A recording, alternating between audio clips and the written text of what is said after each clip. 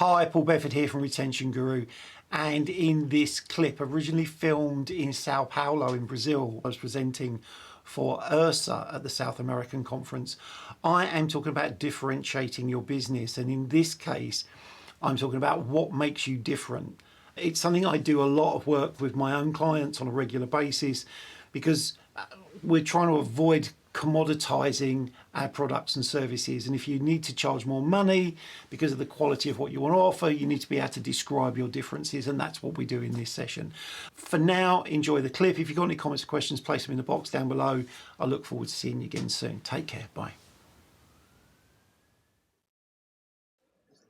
Differentiation allows you to take away customers from your competitors. I know we had someone yesterday who has, I think, a CrossFit. Has anyone here got a CrossFit box? But what CrossFit has been able to do is to build its business very quickly by taking customers from you. It's very clearly differentiated itself as a business to say, these are the types of people we want as members.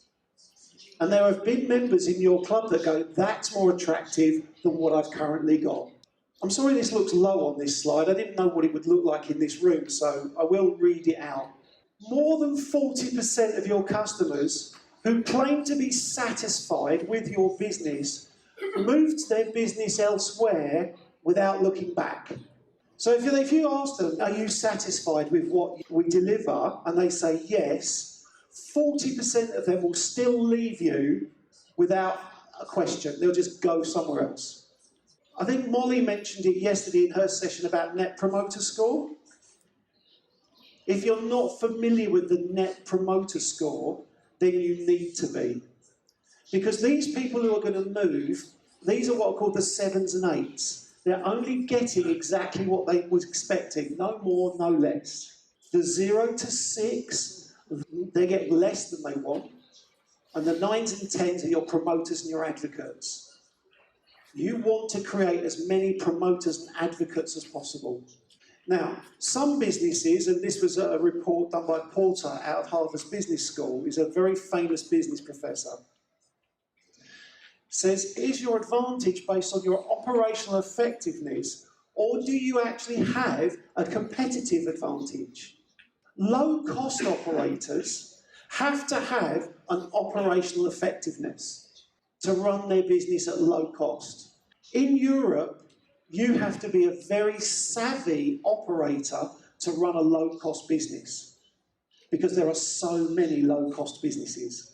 In the UK, we now have 8% of our clubs are low-cost businesses, but 25% of all members are in the low-cost business.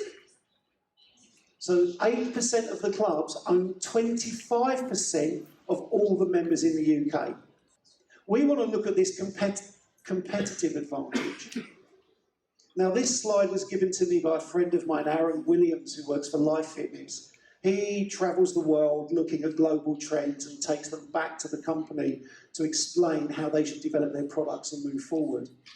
And what you see is at one end is the very expensive health clubs, the super premium, the exclusive. At the other end, what you see is the low cost and sometimes free. When we start moving into the outdoor exercise or app-based exercise that doesn't require a building, and we're seeing this split of the industry. Now, what happened in the US and in Europe was that the industry began with mid to high-priced clubs. Then it spread into the middle market. The market grew, and only in the last few years, the low-cost market has come in and expanded it even further. So we've had an evolution of clubs over a period of time.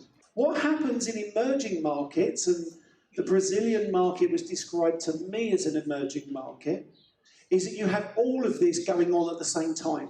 There's no premium first, then middle market, and then sort of the trickle-down effect, as it would be called, then the budget. It's all happening at the same time. And that can be really confusing for operators because they don't know where to go. Should they go low cost? Should they be in the middle market? Should they be premium? You need to be able to clearly identify where you sit on that line as the market spreads. How many of you are familiar with Equinox? Okay, US-based health club chain. This is how they differentiate their marketing. But this says flex appeal by Equinox. The next one, action by Equinox. And then the final one, Stairmaster by Equinox. If you live in the United States and you live in a large city area where Equinox have clubs, you'll be really familiar with this style of marketing. This is marketing on the idea of, or tell me if you agree with me, luxury.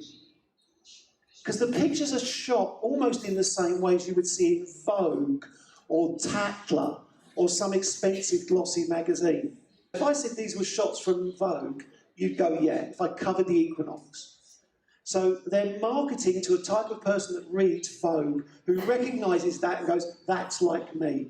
They're having a little bit of humour in it by going, you join Equinox, you get legs like this. I'd love legs like that. But they're making their stand. They're saying, this is us. We are a high-end premium club. We use marketing images that people who have higher incomes recognise, in a style that people recognise. And when they're charging $100, $150 a month for membership, the type of people who do join Equinox can easily afford that.